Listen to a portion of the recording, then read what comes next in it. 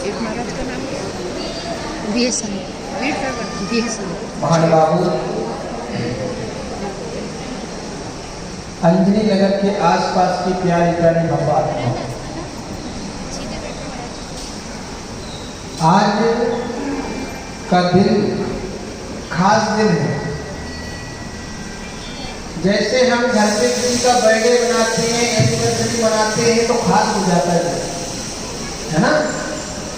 तो पर आज भी खास दिन है क्योंकि आज भगवान लेडीनाथ भगवान का मोक्ष कल्याण है।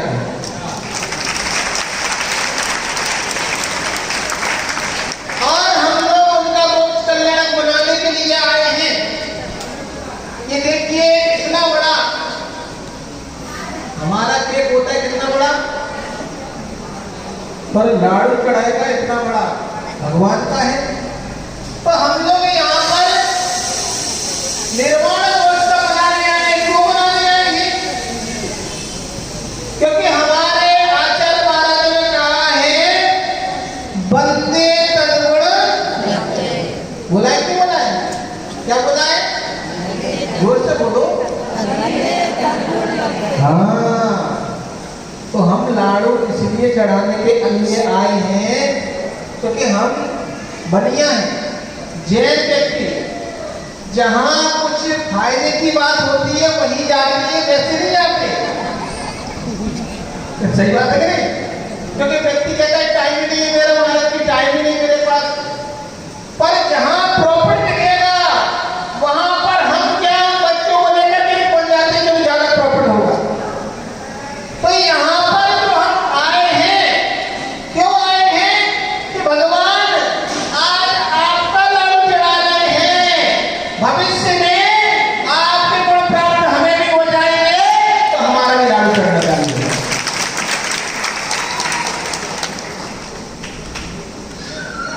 महानुभावों, हमारे यहाँ पर यही परंपरा चली आ रही है।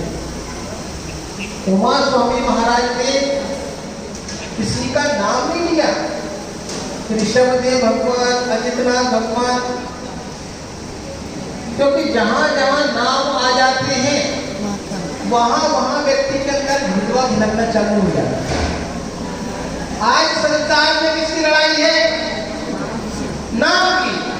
अगर यहाँ पर किसी का नाम नहीं लिया जाए, अगली बार बुलाओगे फोन करके, मुझे नहीं आना, टाइम नहीं मेरे पास, अब कैसे कहेंगे मेरा नाम नहीं लिया? ये नहीं कहेगा कि मेरा नाम नहीं लिया, पर क्या कहेगा मेरे पास? तो इसलिए उमा स्वामी महाराज ने मंगलाचरण में कहा है किसी का नाम नहीं लिया, सीधा कह दिया कि जो मोक्ष मार्ग कहता हो उनके गुणों की हमें भी प्राप्ति हो जाए। और हम लोग यहाँ पर आए इसलिए हैं कि बंदे तत्व लगते, चाहे भगवान के पास आते हैं तब भी यही कहते हैं, गुरुवर के पास आते हैं तब भी यही कहते हैं कि हमें आपके गुणों की। और हम तो पूजा में भी पढ़ते हैं, जो पदवी तुमने पाई है मैं भी उस पर, बोलो तो,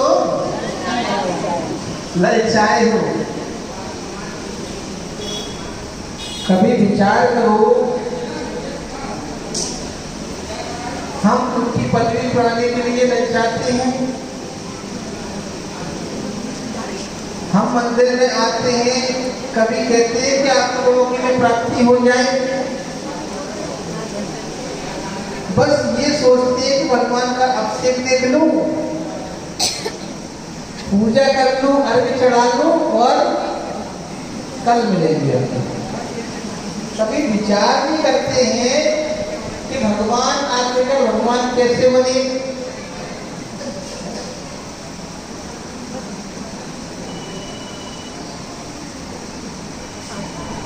तो हमने कभी ये विचार नहीं किया कि हमें भगवान जैसा बनना है।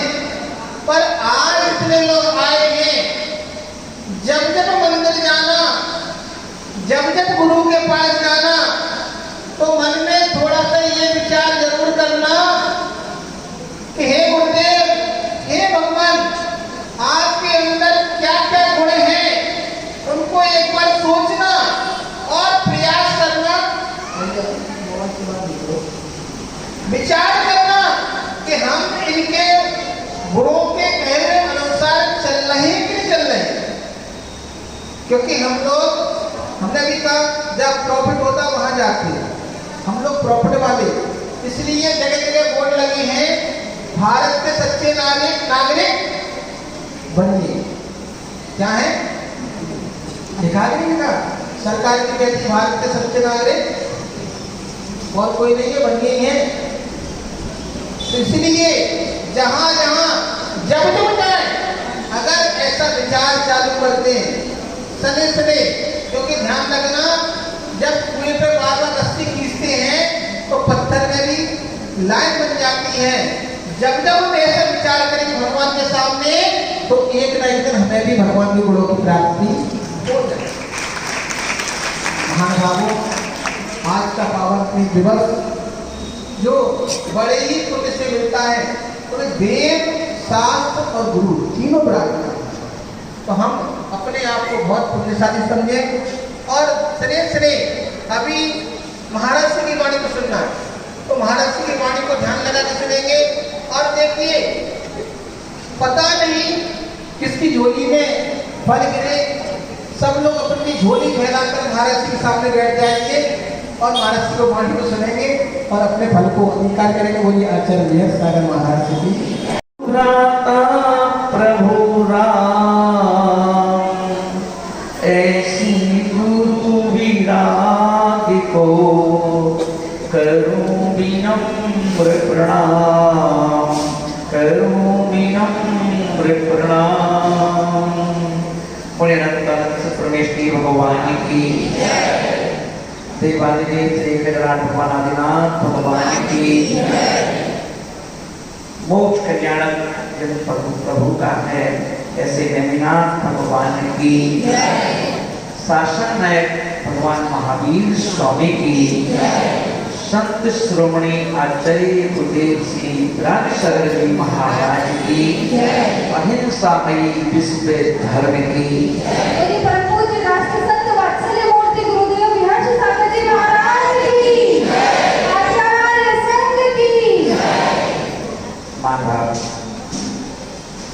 प्रसंग अभी चल रहा है नेमिनाथ भगवान का।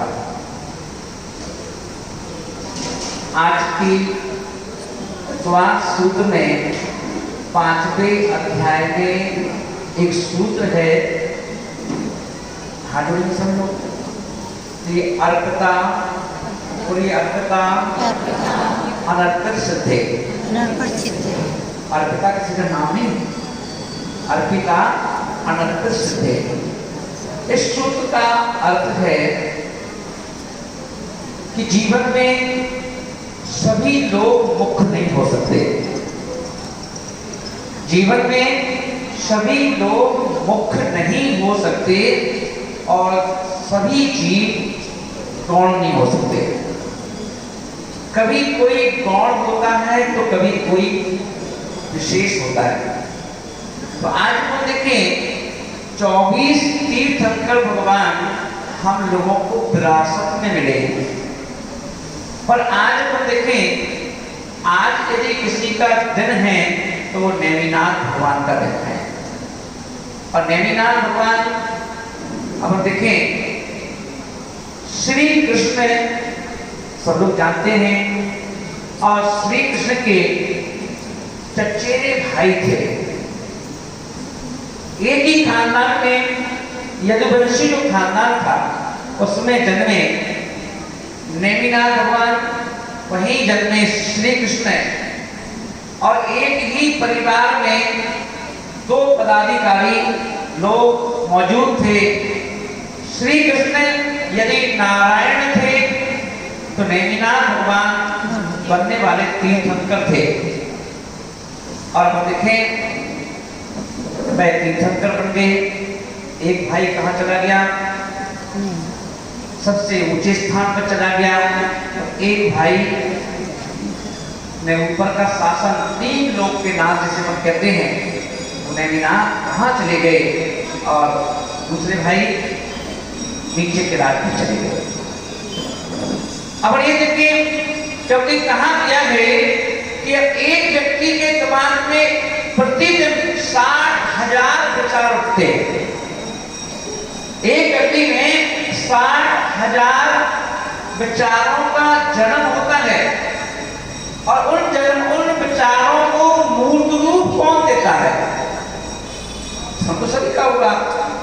कहते हैं कि जन्म लेना आसान बात है पर जन्म को सार्थक कर लेना। मानतुम स्वामी महाराज कहते हैं स्त्रीणाम सतानी सततो जनयंती पुत्रान। ये जो काव्य दिया उन्होंने कहा कि हे प्रभु दुनिया में सैकड़ों माताएं सैकड़ों बच्चों को जन्म देती हैं पर कोई एक बिरली माता ऐसी होती है जो तीर्थंकर जैसे बालक को जन्म देती है। सपने तो सभी देखते हैं पर भगवान की मां जन्म देने के पहले 16 सपने देखती है और जो 16 सपने मां देखती है उन 16 सपनों को साकार यदि कोई करता है तो उनकी कुक्षी से जन्म लेने वाला बालक जो तीर्थंकर बनता है वो 16 के 16 सपनों को सार्थक कर देता है। क्योंकि सपने वो नहीं होते जो नींद में देखे जाते हैं और सपने तो वो होते हैं जो हमें सोने नहीं देते। तो यही कारण है कि मुनिराज जिनके लिए हमारा राजेश प्रतिदिन लगा है। अभी मैं देख रहा था जो भी समाज श्री पर लेके पढ़ा रही थी पूछ रहा था कितना चतुर्मास चाहिए। ऐसा लग रहा था तो राजेश चतुर्मास बांट रहा है। बड़ी भक्ति और भक्ति में कहा जाता है कॉल एक अंग्रेजी में शुद्धि है call of action. Call of action यानी किसी चीज को आप बार बार कहिए तो वो चीज हमें खींच लेती है। जब भी अगर कभी यदि आप कभी देखें यदि आप हस्तिनापुर से दिल्ली की ओर आ रहे हो या दिल्ली से आप आगरा की ओर आ रहे हो तो देखेंगे रास्ते में बहुत सुंदर सुंदर रेस्टोरेंट ढाबा के रूप में दृश्य मिलते हैं। और रेस्टोरेंट के जो मालिक क्या करते हैं अभी रेस्टोरेंट मान लो यहाँ से 5 किलोमीटर आगे है पर वो हर आधा किलोमीटर के दूरी पर होर्डिंग लगा देते हैं। होर्डिंग और उसमें व्यक्ति बना देंगे और थाली बना देंगे और लिखा होगा स्वाद से भरपूर जायकेदार शाकाहार भोजन था। यहाँ से सिर्फ 5 किलोमीटर की दूरी पर और कोई व्यक्ति गाड़ी चला रहा हो और उसकी दृष्टि पड़ी उसने देखा अच्छा प्रकाश ढाबा मोनोमेंट निकल गया आगे और आधा किलोमीटर फिर से साइन बोर्ड आ गया प्रकाश ढाबा जायकेदार स्वाद से भरपूर। फिर से देखा अब क्या हुआ दिमाग को ठीक किया पर उसने फिर भी ध्यान नहीं किया फिर निकल गया आगे आधा किलोमीटर की दूरी फिर से वही बोर्ड आ गया प्रकाश ढाबा जायकेदार स्वाद से भरपूर। अब थोड़ा पिच किया दिमाग में है क्या ये ढाबा बड़ा विचार है इसका। फिर पता चला और आगे पहुंचे फिर से एक बार और ऐसे करते करते अब सोचता है ढाबे में रुकना जरूर है देखो तो नहीं है क्या। कॉल ऑफ एक्शन तो देखने लगा कि कॉल ऑफ एक्शन तो सूत्र को अब यदि बात करें यहाँ पर हमारे शिखर जी अपन देखें भगवान नेमिनाथ का मोक्ष कल्याणक है और मोक्ष को यदि अपन दूसरे अर्थ में समझें तो मोक्ष का अर्थ होता है मरण। जैसे हम कहते हैं कि व्यक्ति का मरण हो गया तो मोक्ष भी एक मरण है। यानी अपन देखिए समझने की भाषा में यदि बच्चे पूछें कि ये मोक्ष क्या है तो मोक्ष कोई जन्म करने वाला नहीं है। मोक्ष का मतलब होता है कि आज के दिन नेमिनाथ भगवान जी हमारे बीच में से मोक्ष चले गए थे, यानी उनका मरण हो गया था तो हमारे हम लोगों को छोड़ करके चले गए थे। मगर हम उनको उनके मरण को मरण शब्द यूज नहीं करते, हम क्या करते हैं? मोक्ष कहते हैं कि उनको मोक्ष हो गया, भगवान मुक्त हो गए। क्योंकि एक सामान्य व्यक्ति के मरण में और एक तीर्थंकर के मरण में जमीन आसमान का अंतर है। जब कभी कोई सामान्य व्यक्ति की मृत्यु होती है तो हम देखते हैं इस 5 फुट के शरीर में से आत्मा निकल जाती है, बॉडी शेष रह जाती है, बॉडी ही छूट जाती है और आत्मा निकल करके लोग के अग्रभाग में जाकर विराजमान हो जाती है। उसे तो कहते हैं मोक्ष। मोक्ष कहेंगे नहीं, जो बॉडी यहाँ छूट गई, आत्मा निकल गई, उसे कहते हैं मरण। जो हम लोगों का होता है, देखते हैं वो लोग बॉडी खड़ी रह जाती है तो उस बॉडी को ही, उस बॉडी में उसकी यादों को, तो स्वीट मेमोरीज की थी, उसको प्राण भाव उजागर करके रोते चिल्लाते हैं और उसकी बॉडी को ले जा करके लकड़ियों के हवाले कर देते हैं, जिसे अंतिम दाह संस्कार कहते हैं। मगर ये देखिए, तीर्थंकर भगवान का जब भी कोई मरण होता है, जब भी किसी तीर्थंकर का मरण होता है, तीर्थंकर की बॉडी यहाँ नहीं छूटती। तीर्थंकर भगवान का मोक्ष जब होता है तो हम देखेंगे बैठे बैठे भगवान अचानक देखते हैं, हमको देख रहे हैं, हमारे सामने बैठे हैं, पर जैसे ही मोक्ष का क्षण आया, बॉडी पूरी जैसे स्प्रिट, किसी कटोरी में अपने स्प्रिट ले लो या किसी कटोरी में थोड़ा पेट्रोल ले लो। अब हम देखेंगे जब तक पेट्रोल को बंद शीशी में रखोगे तो वो सुरक्षित रहता है। यदि इसे प्लेट में रख दिया, थोड़ी देर बाद देखोगे प्लेट खाली मिलेगी, पेट्रोल गायब। स्प्रिट कर दो जो नेट प्लेट में डलती है, वो स्प्रिट को यदि किसी कटोरी में रख लो, थोड़ी देर बाद देखोगे कटोरी बचेगी, स्प्रिट गोल हो जाएगा। ऐसे ही भगवान का पूरा शरीर उस पेट्रोल की भांति हवा में गोल हो जाता है। फिर वहां पर कोई चीज बचती है तो भगवान की जो नेल्स है यदि बड़े हैं, बाल जो केस हैं वो बड़े हैं, पर वो यहाँ रह जाएंगे, क्योंकि बालों को नेल्स को मोक्ष नहीं होता। कभी नेल्स को भी मल कहा गया, बालों को भी मल कहा गया, पर इसीलिए जो बाल के आगे पर चौके में मलाज का अंतराय हो जाता है, इसलिए मल का मोक्ष नहीं है। तो नेल्स और जो केस हैं वो वहीं पर रह जाते हैं और बाकी पूरी जो बॉडी है वो पूरी उसका क्या होता है, हवा में विलीन हो जाती है, इसलिए उसको कहते हैं मोक्ष। और आज नेमिनाथ भगवान जी का अंजनी नगर में निर्माण महोत्सव मना रहे हैं और निर्माण महोत्सव मना रहे हैं, तो उनके मनाने से क्या होगा कि 11 बजे तक हम यहाँ बैठे हैं निर्माण महोत्सव मनाने के लिए, कुछ तो मिलता होगा। If you don't leave, you can get nothing. कुछ पाना है, कुछ खोने के लिए तैयार हो। तो हम यहाँ पर कुछ खो रहे हैं अपना कीमती समय,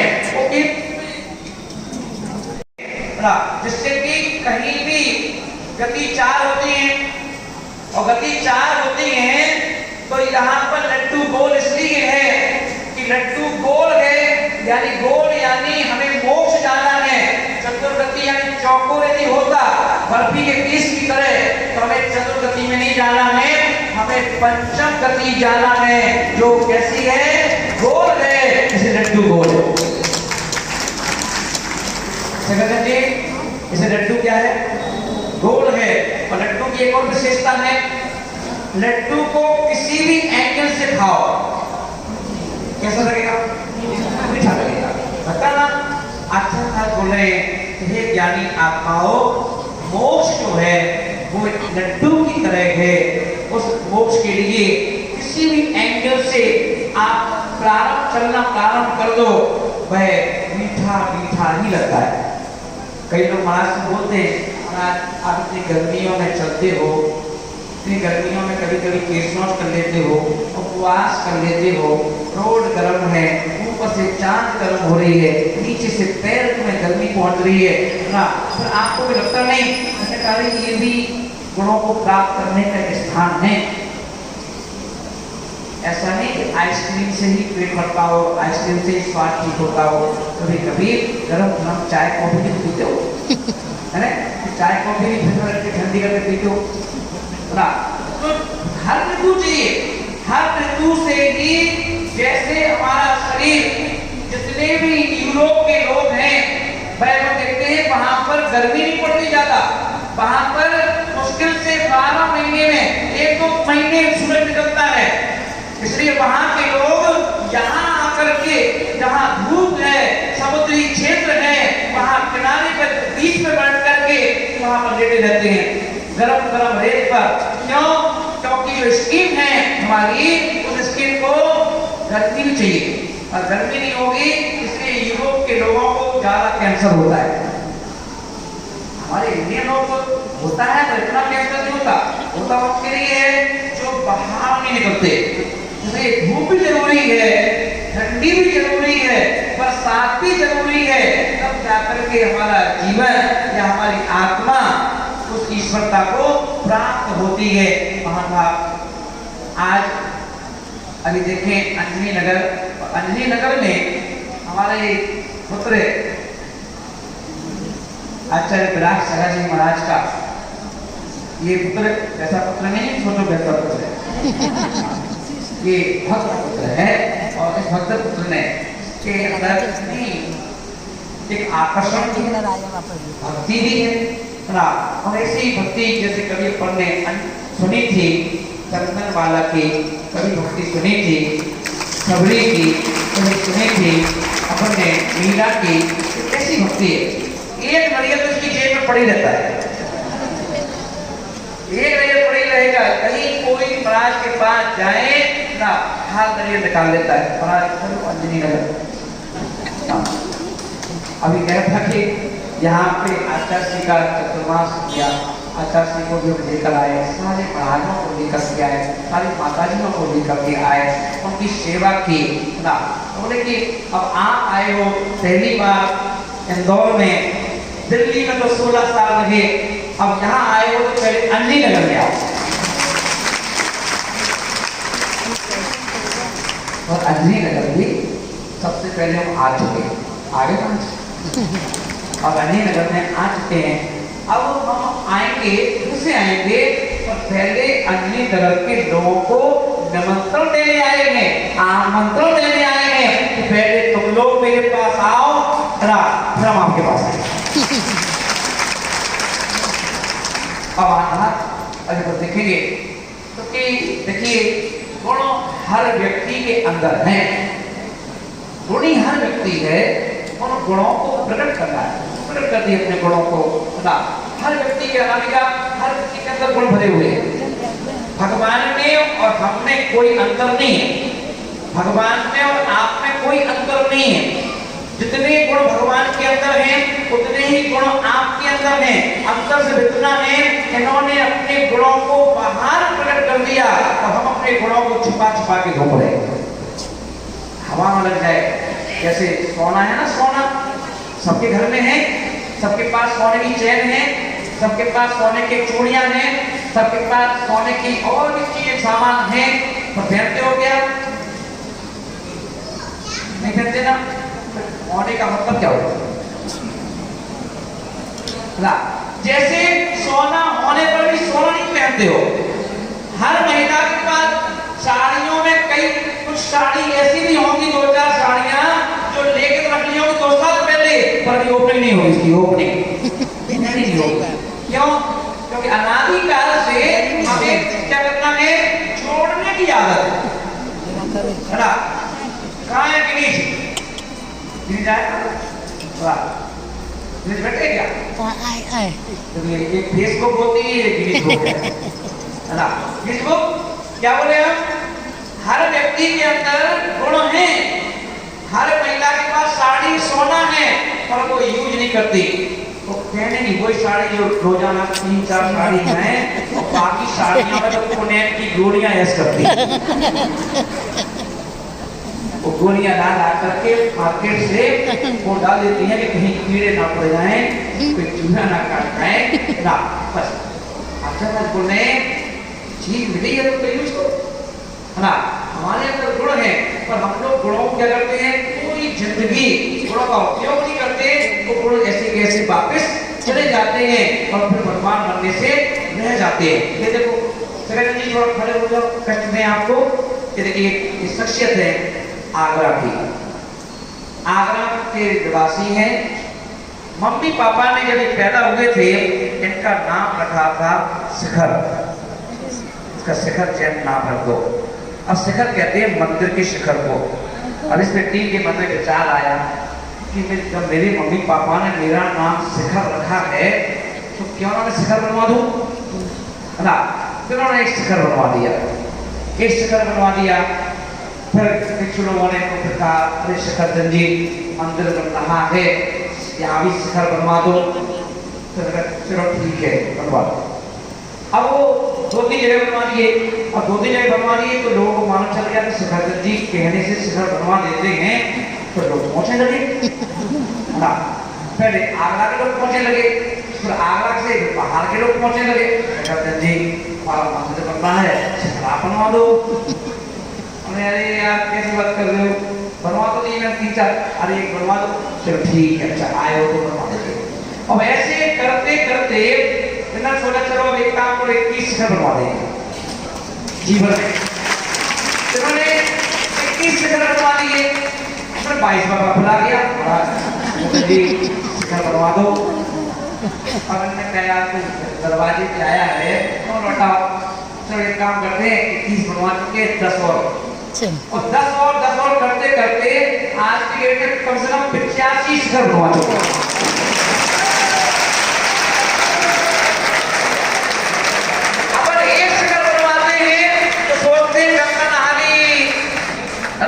भगवान ने जब हमसे पूछने खुश हो जाए और आगे पूछे बता तुमने क्या किया, एक शिखर बनवाया, एक शिखर, ठीक है 85 बनवाए, अब बताओ किसको मिलेगा। इसलिए धन चाहिए तो धन लेने की कला है। किसी महाराज से मंत्र मत मांगो, किसी महाराज से तंत्र मत मांगो, किसी महाराज से यंत्र मत मांगो, महाराज से मांगो तो ये मांगो कि ये भी भगवान हमें पैसा देता है तो मैं उस पैसे को ऐसे काम करवाऊंगा, शिखर बनवाऊंगा, वेदी बनवाऊंगा, ऐसे भगवान विराजमान करवाऊंगा। और जब आप ऐसे काम करते हो, यदि आप इन कामों में 1 लाख रुपए खर्च करते हो, पलट के 9 लाख ज्यादा आएंगे, 10 लाख जाते। एटीएम मशीन यदि आप बनाना चाहते हो अपने घर के लिए तो क्या करते रहो, धर्म के क्षेत्र में दान करते रहो। जब जब कहीं मंदिर बन रहा हो तब आपको ये मत कहना ये तो उस मोहल्ले का बन रहा है, ये तो उस मोहल्ले का बन रहा है, हम तो यही बनवाएंगे। अरे यहाँ भी बनवा देना, वहाँ भी बनवाओ। तुम तो ये कहोगे इंडिया में जितने मंदिर बने हर मंदिर में मेरे पैसे में से कुछ पैसा जरूर लगा चाहिए। यदि भगवान के पास जाओ और भगवान तुमसे पूछ ले तुमने कितने मंदिर में सहयोग किया था, कहना भगवान मेरे होश में तो जितने मंदिर बने हैं सभी में मेरी चाहे 10 ईंटें लगी हो, चाहे मेरी 50 ईंट लगी हो, चाहे मैंने भगवान जी विराजमान किए हो, चाहे मैंने फर्श बनवा दिया हो, चाहे मैंने वेदी बनवा दी हो, चाहे मैंने एक शिखर चढ़ा दिया हो, कलश चढ़ा दिया हो, और हर मंदिर में मेरा सहयोग जरूर है, छोटा मोटा बड़ा। तो नियम से आप मोक्षगामी हैं। भगवान पैसा सबको देता है, देता इसलिए है चेक करने के लिए कि तुम जोड़ू हो कि बैंक में जमा करना है। अरे बैंक में इतने बैंक खुल गए, इतना पैसा है आपके पास कि सरकारी बैंक भी है, प्राइवेट भी खुल गए, पड़ते बैंक भरे रहते, तो पैसा आपका है और आप पैसा में डाल देते हो। आपको क्या लोभ है, आप ही है, इनसे सीखो बैंक में जमा कैसे करना है। ये 20 रागी बैंक में डालो, उस बैंक में 7 साल में डबल होंगे, और इस बैंक में डालोगे तो बेहिसाब कोई हिसाब नहीं बेहिसाब आता है। इसलिए महाभाव यही तो ज्ञान है। हमें वो ज्ञान मिल जाए कि हमारी आत्मा भगवान कैसे बनेगी, हमारी आत्मा सिद्धालय में कैसे जाएगी, हमारी आत्मा में लगे हुए जो कर्म हैं वो कैसे छूटेंगे, है ना, ये सारा ज्ञान चाहिए। और यही ज्ञान देने के लिए बेहद सागर जी महाराज आपके दौर में आए। इस पूरे चातुर्मास में ये नहीं कहता समझदार पढ़ लो, मैं नहीं कहता हूँ कि कर्मकांड पढ़ लो, जीवकांड पढ़ लो, मैं कहता हूँ पढ़ते पढ़ते तो बहुत चातुर्मास हो गए, अब तो प्रैक्टिकल का समय है। थ्योरी तो बहुत हो गई, अब मैं तो प्रैक्टिकल करवाऊंगा कि जो तुमने पढ़ा है उसे अपने जीवन में उतार दो। उसे मानना, उसका नाम इस वर्ष का अनिमे पावन वर्षा योग है। नाम दिया चातुर्मास का, क्या नाम दिया है? अनिमे, अनिमे पावन वर्षा योग नाम दिया है इस चातुर्मास का। तो वह चातुर्मास प्रारंभ हो रहा है 2 तारीख से, 2 तारीख चालू होगा, पर हम लोग उस चातुर्मास को शुरू करेंगे 9 तारीख से। 9 तारीख को जुलाई, यानी जुलाई के 9 तारीख को उस पावन वर्षा योग की कलश स्थापना, गुरु पूर्णिमा एक साथ संयुक्त रूप से मना करके और उस चतुर्मास की ओपनिंग करेंगे, शुरुआत करेंगे। आप और हम मिलकर के करेंगे, अंजनी नगर में करेंगे, भावों से।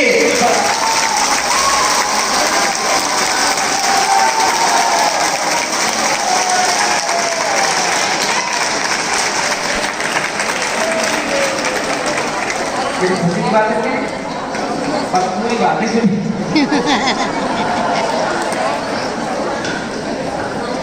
मैंने कहा चातुर्मास की स्थापना करूंगा, 9 तारीख को करूंगा, अंजनी नगर में करूंगा, भावों से और द्रव से करूंगा, नसिया में।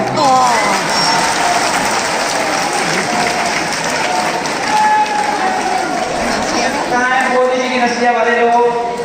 देख लेना भैया, ये बेहद सागर जी महाराज का चातुर्मास है, संस्कारों का चातुर्मास है।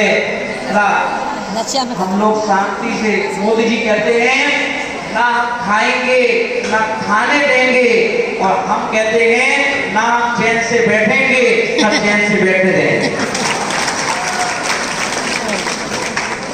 चैन से बैठने का मतलब ये है कोई ना कोई गतिविधियां चलती रहना चाहिए कि हम अपनी समाज को, बच्चों को, बड़ों को, बूढ़ों को, ना हर किस्म के लोग हैं, ना हर लोगों का इलाज चलते रहना चाहिए, हर किसी के अंदर संस्कारों का संज्ञान होते रहना चाहिए। इसलिए इन भावों के साथ इस वर्ष का चातुर्मास माए काला जी आवांगे।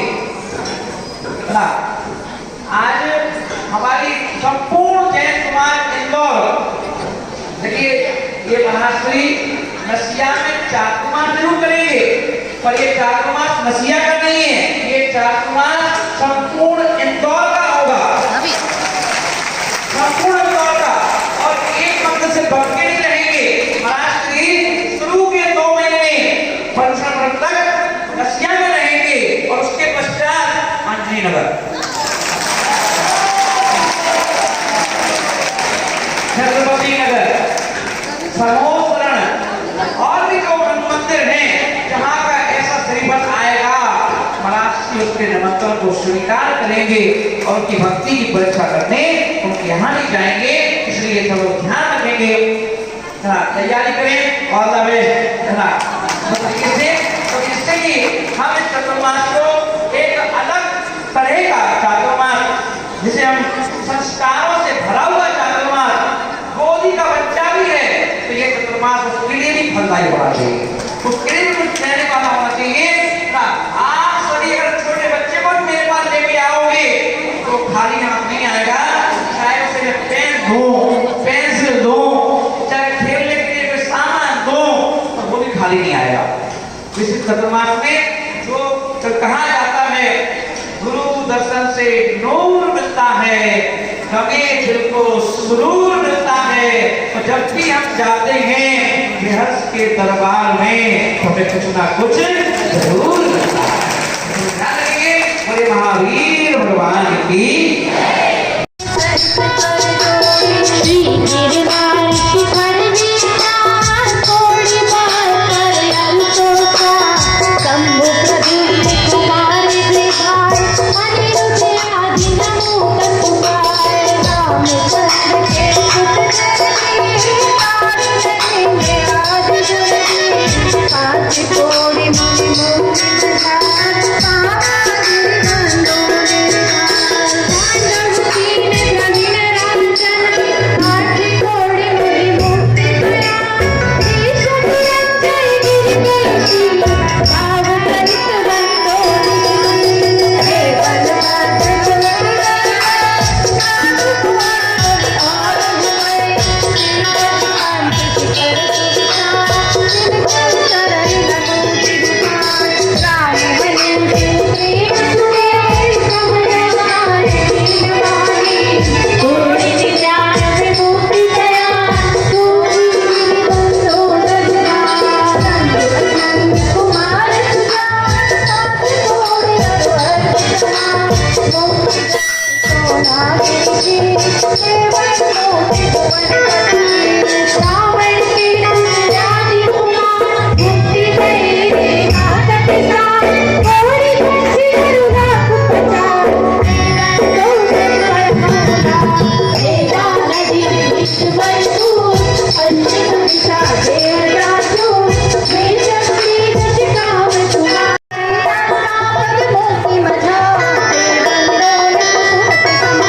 बचनापुर की दिशा ईशान जहाँ मेरे गिरना मतधा साढ़े तीन कोड़ी मुनिराज जिनके चरण मुकुट नाम सरवन के दिग्मोय पश्चिम दिशा लोक सोय नीलभूषण जिस गुण जिनके चरण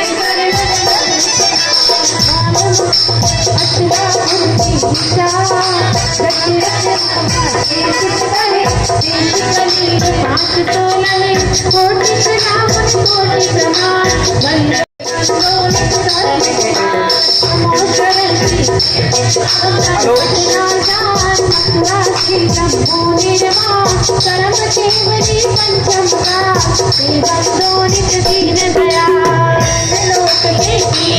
प्रणाम कोटि प्रणाम बंदो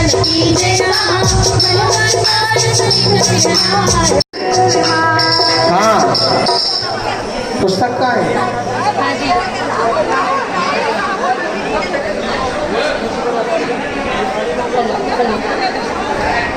देखिए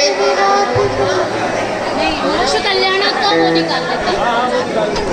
भगवान हे भगवान आज हम लोग आपके चरणों में निर्वाण लड्डू चढ़ाने जा रहे हैं। लड्डू तो बहुत चढ़ा दिए पर हे भगवान अभी हमारा कल्याण नहीं हुआ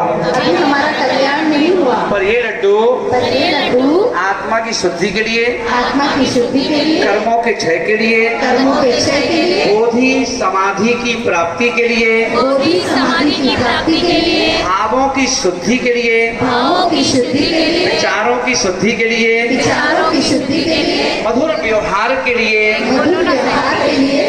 जीवन में सफलता के लिए सुख शांति समृद्धि के लिए